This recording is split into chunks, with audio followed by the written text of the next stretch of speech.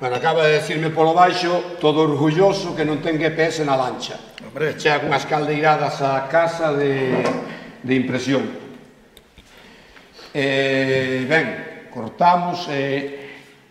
A min encomendarme, agradezo yo a Real Academia que chamara para isto, aí pon, non é o título que ven no programa, pero unha cousa parecida, como explicar talasonimia. A Elena xa se mira a vocación de xornalista e de mestre, de profesora que é necesario explicalo, espallalo, que é un patrimonio cultural inmaterial máis. Que estean aquí hoxe David e Raquel en lingua de signos porque nós, todos os brans, algún bran até 4 barcos de 250 persoas cobrando, xa non é un barco calquera, enxéronse os 4 barcos. E o que chamamos as xeiras do Ien. Eu vou procurar facer agora un remedo do que facemos nese barco, penso que casará ben co que me pediron, e se non correxidesme desde o público, iso non o queremos, eu cambio, pero intentarei que sea así. No barco hai que pagar, porque o barco é moi caro, hai que pagar 17 ou 18 euros, e no último barco éramos 240 e tantas persoas. Ese non é o público de 4 autobuses do Inserso ou non que enchen o museo, non. É xente que ven ás 10 da noite ao Porto de Baiona, ao Porto de Panxón, que previamente pagou 17 ou 18 euros, e son socios do IEM, parece que pagan 15, para vir, con non saben quen, ao medio do mar, a que lle falen do que imos decir. Non quero decir que un público selecto, pero hai que ter o propósito con Baiona chea de xente, coa Panorama tocando na palma, e con pementos de padrón marroquís nos bares, e con todo iso, querer vir a escoitarnos ali e a mirar para este mozo e para esta moza. O barco é o último barco que ven da illa, o que ven de Cangas, de Piratas de Ons, da empresa Navia. E o primeiro que explicamos, isto quero que quede claro, eu non son mariñeiro, eu non son guía turístico, nin falta que fai, porque ora hai ese grupo de guías turísticos, sobre todo en Santiago e compañía, que presionan sobre os que explicamos.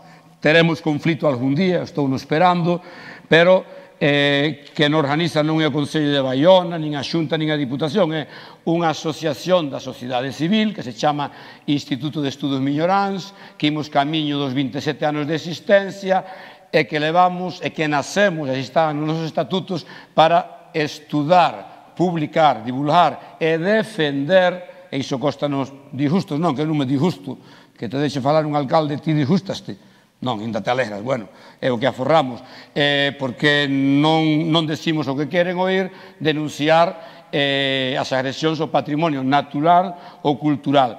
E dentro disto, dende hai das primeiras actividades do IEM foi recoller os nomes en terra, a toponimia, e os nomes no mar, a talasonimia, vimos dicindo desde hai 20 anos que é urxentísimo que os homes de Boina, eu teria que marchar hoxe pronto porque morreu un dos informantes con 89 anos, resucitou o 11 de outubro do 56, foi o barco o Cabo Villano, isto dentro da naonimia, e ali morreron 3, e morreu o pai do que morreu hoxe, e foi un día de luito grandísimo para Baiona, porque morreron 3 mariños de Baiona ás portas de Baiona, no carreiro do Lobo.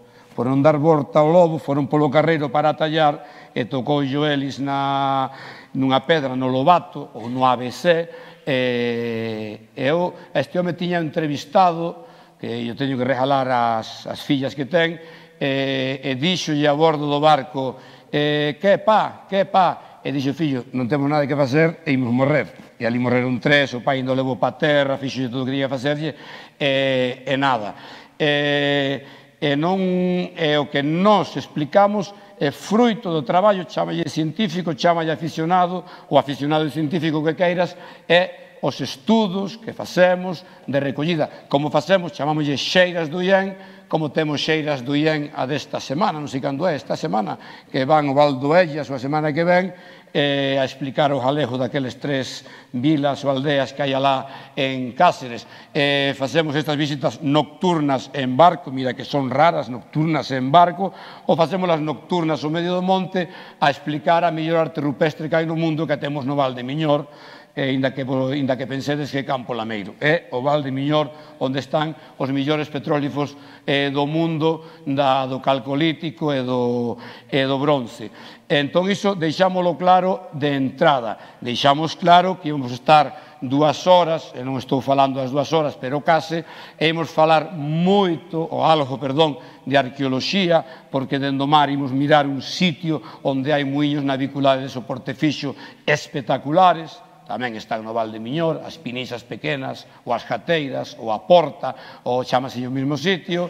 Imos a falar algo de toponimia, explicar que a toponimia, que nos parecen cosas moi evidentes, pero é unha palabra rarísima da toponimia. Dunha volta, non vou dicir onde, chamaronme para falar de talasonimia hai moitos anos, un sitio onde hai unha recollida espectacular de toponimia moi ben feita, e o presentador dime: aquí, isto ven polo de toponimia, aquí está José Lois Villar, 2 acertos, estuvo aí, do Instituto de Estudos Mindonienses, tamén é un gran acerto, que nos vai falar de toponimios, e quedou, iso non foi o peor, cando leva media hora falando, dime, vai acabando, home, déixame respirar, que anduven, era a 2 horas e media, e tamén tiño dor de cabeza aquel día, era 2 horas e media da casa, bueno, era militar retirado, tampouco esperábamos moito máis. Entón, explicamos moito de talasonimia, e dentro da talasonimia falamos bastante dos naufraxios, que os naufraxios deixan tamén nome. Aquí eu sei que vai chegar o tempo que me van cortar sin decir todo o que quero decir, pero hai que explicarlo así, elevamos ao lado intérpretes de lingua de signos, e no último barco, sin poñérense de acordo, había 8 xordos do Ferrol, de Pontevedra, de Vigo, do Val de Miñor, que coincidiron, reservamos a primeira plana, porque tanto David como Raquel poñemos un foco que non cegue os de atrás, pero para que miren como están signando. E deixamos ali un espazo de tempo, que non sei quen vai explicalo, que van a ter tamén aquí os 6 minutos para explicar, que é realmente a lingua de signos, e a que comunidade, ti vas a explicarlo, e a que comunidade chega. Claro, se non está publicado nin nada, é unha parte da cultura inmaterial a que non teñen acceso de ninguna maneira, e nós estamos orgullosísimos de que o teñan. Ben, pois, nós grazas ao Instituto de Estudos Miñoranos, bueno, realmente grazas a Xosé Lois, que realmente é o que sempre está aí sensibilizando un pouco, imos dentro das xeiras do IEM. É importante abrirlle tamén o campo cultural de información ás persoas xordas, porque ainda que pensemos que todo está aí, non está. Vas me creer en mí?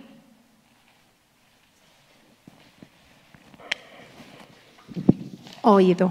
E as persoas xordas teñen unha falta de información e de acceso á información. E cando facemos que se fan moitísimas charlas, moitísimos eventos como estes, realmente non están abertos ás persoas que teñen un problema de audición. Afortunadamente, o Instituto de Estudos Miñoranos, Xosé Lois, está sempre pendente dese tema. Eu estou facendo unha investigación doutoral sobre a toponimia na lingua de signos. Moita xente pregunta, pero de lingua de signos español ou de lingua de signos galega? Pois, se queredes saber máis, preguntadesme despois. Non quero. A ti non che vai falar. Bueno, xa está.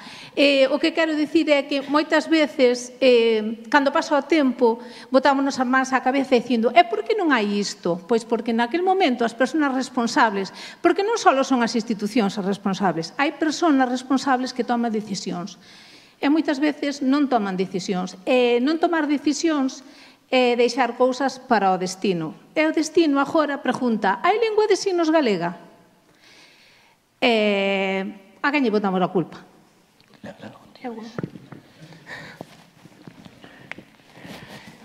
Ben, unha das cousas que lle explicamos, que xa non é do mundo da xeoloxía e do clima, é que nós cando saímos do barco do Porto de Bayona, de Panxón, que facemos alternativamente, a masa de agua para un profano na materia, como a min, para non ser unha masa homoxénea de agua, pero para un mariñeiro a maneira de mirar o mar é completamente distinta a un home de terra. E a masa, eles están mirando, e xa o mirastes antes, é unha ecografía, unha radiografía do fondo do mar. Eles saben perfectamente o que hai no fondo, se hai pedra, se hai area, que disposición ten a natureza do fondo. Pero é que todo é cambiante. Todo é cambiante, quer decir que nós cando saímos á Baía de Bayona, que ningún mariñeiro chama Baía, senón que lle chaman o Pejo, esa palabra tan bonita, sitio profundo, no río, de piélagos, ou no mar, temos no Val de Miñor, temos o Pejo Negro tamén nun río, precisamente, que desemboca aquí neste Pejo de Bayona. Iso hai nada máis que 18.000 anos. Unha persoa, un madrileño que viñera a Bayona a bañarse, tería que ir por fora das xías, por fora da illa, porque a batimetría non en largo, sino en profundidade, era menos 120 metros, pero non era para nós, é para todo o frente da costa de todo o mundo, porque foi un período extremadamente frío. O último glacial foi o burmiense, e iso chupou a agua dos océanos para concentrala na Antártida e no Polo Norte. Hai 10.000 anos, 11.000 anos, a batimetría, bueno, subiu o nivel de agua de 120 a 60, pero seguía quedando moi lonxe da costa. Entón, pensamos que estuvo todo igual sempre, non. Hai 4 días, casi no comezo do Neolítico, hai 8.000 anos, 10.000 anos, non estaba nada así. Pensamos que a Praia da Ladeira, que é unha barra de area que serra a desembocadura do Miñor, a Foz, esa palabra tan bonita, a Foz do Miñor, iso está demostrado por estudos da Universidade de Vigo, que iso leva aí sobre 8.000 anos, non había nada, nin estaba esa barra de area, nin estaban os motroncos entre Caldebarcos e Carnota, a lagoa da Birbiricheira, os motroncos, nada diso estaba aí, todo é cambiante, son cambiantes os nomes. Ten publicado Gonzalo Navasa nun artigo espectacular que quer falar do nome da Coruña, pero fala de moitos nomes que cambiaron, a propia Guarda, que me parece que era Tarais, non? Ou Lazoido era, que ti sabe o mellor. Salvaterra era Lazoido, e Vila Praia de Áncora leva aí 100 e pico anos, chamábase Gontiñais, todo é cambiante. E Bayona era Erisán, que así está na documentación do Mosteiro de Oia. Tan é así que ese nome que se lle puxo alá a principios do século XIII, polo 1201, e Timpono, Eiden, Vila de Novo, nome en Bayona, documentación de 100 e pico de anos máis tarde, no Mosteiro de Oia, no 1300 e pico, di Bayona, que a xente, además está en galego, que a xente chama Erisán, xa non é tan fácil cambiar os hábitos. Cando se mete unha mentira en calquera tema bibliográfico de bioloxía, de arqueoloxía, unha mentira, unha falsidade ou unha cousa así, costa 100 anos sacala. É un problema, é como as mentiras que contan agora os políticos, para sacala algo quedará. Temos no caso da arte rupestre publicado unha cousa, e cando hai un animal grande, un cabalo grabado ou un cervo macho, e detrás hai un pequeno chegándolle os cuartos traseiros, iso está publicado hai 60 anos como o lisqueo de genitales. E así quedou. É un can que está cazando esa presa, é unha escena de caza clarísima. Non hai que nos saque daí, e seguimos o lisqueando os genitales, daralle moito gusto, pero ese non é o caso. Entón, sacale un traballo que nos leva tempo. Hai cousas aquí que imos pasar rápido, porque xa as dixo Ángeles antes, xa citou tamén Helena, que hai que, primeiro, documentarse ben. E documentarse ben para darnos a razón do traballo que estamos facendo. Non sei se publicámoslo xa no 2007, 2008, todos os análisis do que é o frente do mar de Baiona e Panxón podenos achegar pois 40, 50 topónimos, empezando no 1300 e pouco, naqueles portolanos que nos achegan un nome, Baiona de Miñor, de Miñol, según o que elaborar o portolano fora italiano ou non, e a realidade da recollida de campo que nos facemos é de centos de topónimos na mesma zona. Eses están debaixo do pano da cabeza das arjaseiras, das percebeiras e debaixo da boina dos mariñeiros que foron a explotar ese medio. E iso son recollidas irrepetibles e son recollidas que vai a morrer con eles. Non está registrado en ningún sitio. Temos que registralo nós nos 1200 kilómetros, según se mida a costa que temos. Nós a primeira recollida que fixemos na parte de Roberto Rodríguez Álvarez e Baiona, Nigrán e a Guarda que fixen eu, recollemos, pois calculalle, ainda que ir a Baiona son 25 km ou 30, e que a costa cos recunchos que ten, que sean 35 ou 40. Recollemos 1272 topónimos sin recoller o medio do mar. E sen recoller o medio do mar, mirade que densidades saen. Saen uns 30 topónimos ou 30 e tantos por cada kilómetro lineal, porque a presión antrópica sobre o medio foi terrible. E nós no barco explicamos, porque a xente a veces non repara niso, que a toponimia ten dúas funcións primordiais. A primeira é a de ser xeolocalizadora. Calquera nome que digas está aprendida polas partes interesadas, en terra dentro o neno, a nena que ten que ir ao monte co carro, e no mar o neno ou nena que ten que acceder. Acceder a que? A franxa intermareal, instalacións portuarias, a superficie do mar, xa puxo Elena antes, está zonificada, está nomeada como se foran barrios dunha vila ou dunha cidade, a superficie do mar, o fondo do mar está todo nomeado e coñéceno perfectamente, e as marcas por terra. Mira que unha marca está nos dando marca primaria ou xenlleira, que lle chama a bibliografía catalana e valenciana, a marca beira do mar, a primaria ou xenlleira é a máis inamovible, e isto desde o barco, como é de noite, temos un láser, e iso é unha maravilla, hai que facelo na Grousa este verán, marcalle por onde marca, pois moi ben, e dali tiramos unha marca, e que ven aquí, e poñemos, por exemplo, a laxe da marca Horda, o monte de Peitieiros, tiramos unha liña imaginaria pola Virxe da Rocha, pero esta liña debe acabar pola Habana ou pola Habana, non sei por onde pode acabar, hai que cortala.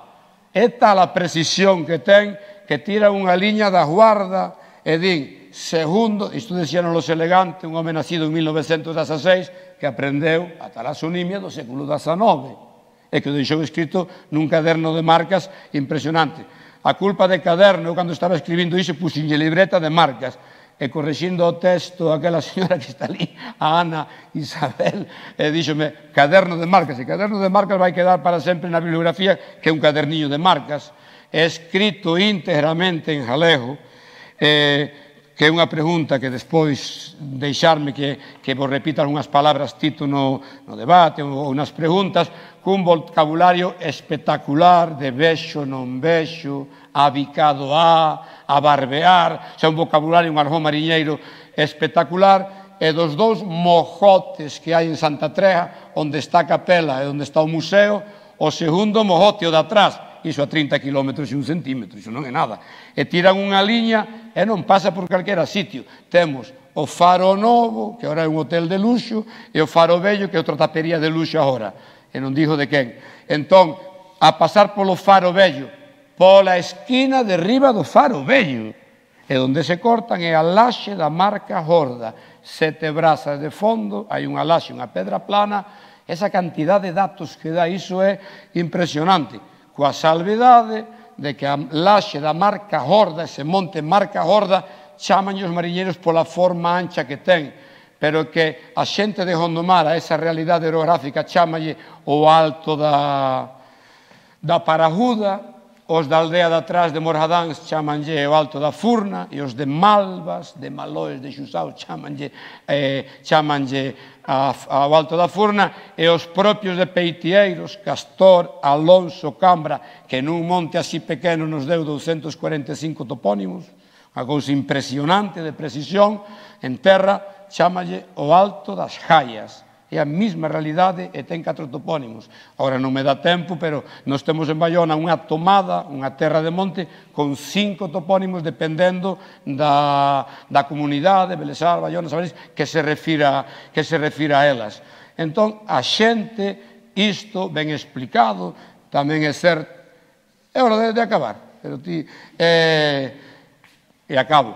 A xente... parece que lle gusta porque tens que estar falando e observando a xente que tes dentro. Tamén é verdad que teñen un sentimento de insularidade total, como cando non había ponte na illa, están ali e telos presos e teñen que escoitarte, aínda que non queiran. É un mariñeiro, ten que combinar moitos saberes, mirástelo no que dixo Tito antes, o primeiro que ten que ser, vou cortar con isto, despois se acaso, se terxa falamos no coloquio, ten que ser biólogo primeiro, falouvos de 20 especies de peixes, ten que saber os hábitos e os hábitats dos peixes para acceder a eles, para matalos, para cazalos, a etoloxía animal, e ás veces danlles clases aos biólogos, ten que ser un ser moi observador, e dependendo de se o peixe está no limpo. E cando estou falando do limpo de todo isto é que o fondo do mar teñeno categorizado. Si hai area é o limpo, separado, non é xunto. O limpo. Pero se unha manchiña pequena é unha hallada en Baiona, unha halladela en Saiáns. Si alargada é un rejo.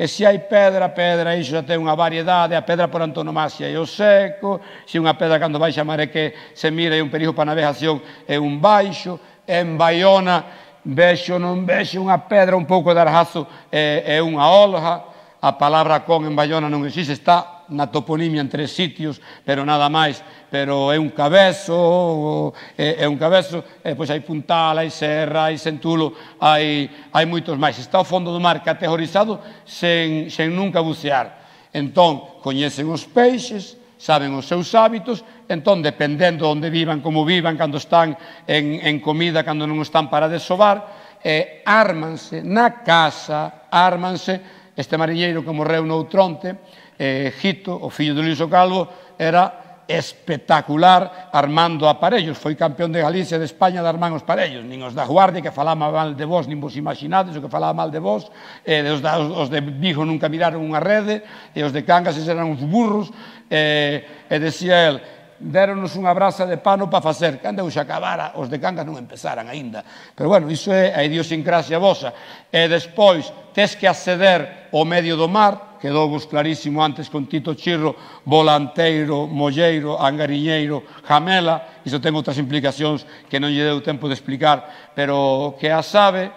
Despois, antes de ir ao mar, nunha embarcación que non era motor, tiñas que ser un predictor do tempo, porque se estás na serra ou no cantil a 8 horas, a 6, a 4, 2 horas da casa e miras vir o semblante que ven mal tempo, hai que escapar para a terra para evitar os naufraxios. Entón hai que predecir o tempo.